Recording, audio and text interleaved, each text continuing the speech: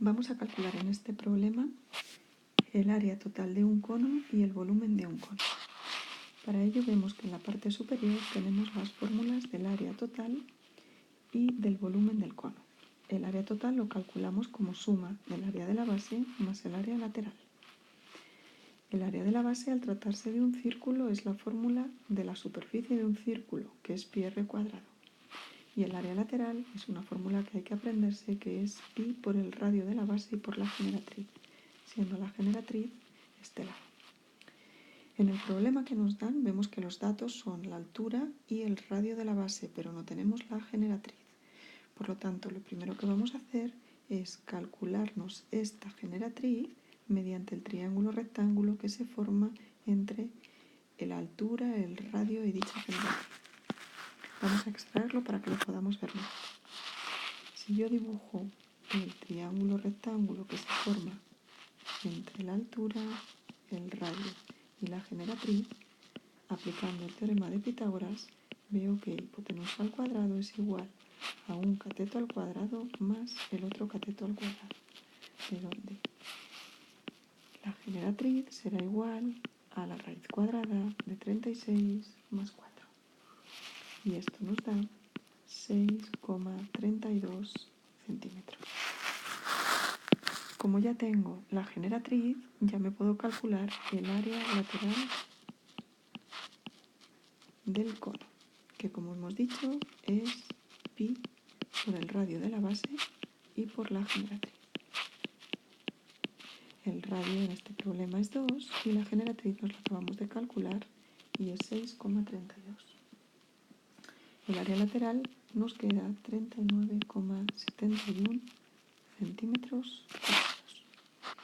El área de la base, como también hemos dicho antes, al ser el área de un círculo, es pi por el radio al cuadrado.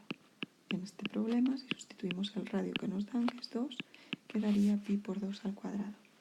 Y esto nos da 12,57 centímetros cuadrados. Teniendo ya el área de la base y el área lateral, el área total nos quedará como suma del área lateral más el área de la base. Sumando ambos términos nos queda 39,71 más 12,57. Y esto nos da 52,30 centímetros cuadrados, puesto que las unidades nos las dan en centímetros. Por tanto, ya con esto tengo el área total del cono. Para calcular el volumen del cono, vamos a ponernos la fórmula que ya hemos hecho en la parte superior y vemos que el volumen de un cono es 1/3 del área de la base por la altura. Siempre que la figura que estemos calculando termine en pico, es decir, no sea un prisma o un cilindro, el volumen se multiplica por 1/3. El resto de la fórmula es igual que en el caso del cilindro o en el caso de un prisma.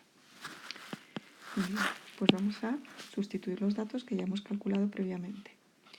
El área de la base hemos visto que era 12,57 y la altura de este cilindro, de este cono, es 6.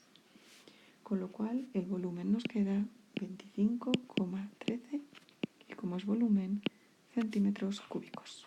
Y con esto tengo calculado el volumen de mi cono.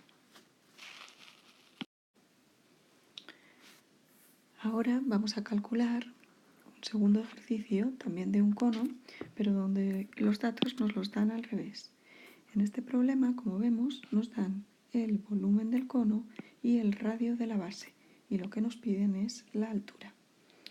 Con la fórmula que hemos visto en el ejercicio justo superior, vemos que la fórmula del volumen del cono es 1/3 del área de la base por la altura, con lo cual vamos a utilizarla para sustituir en el volumen los 80 centímetros cúbicos y poder despejar de ella la altura. Vamos a hacerlo. Me vuelvo a poner la fórmula del volumen del cono, que ya hemos dicho antes que era 1/3 del área de la base por la altura, y sustituimos. En el volumen ponemos los 80 centímetros cúbicos que nos dan 1/3 por el área de la base, que al tratarse de un círculo ya hemos dicho que era pi por el radio al cuadrado y además todo ello por la altura. En este caso el radio nos lo dan, es 6 centímetros, con lo cual lo podemos sustituir en la fórmula y podemos despejar la h. Vamos a hacerlo. Si nos sustituimos nos queda 80 es igual a 1/3 por pi por 6 al cuadrado y por la altura. Y despejando de aquí la altura, nos queda que vale 2,12 centímetros. Y ya la tenemos calculada.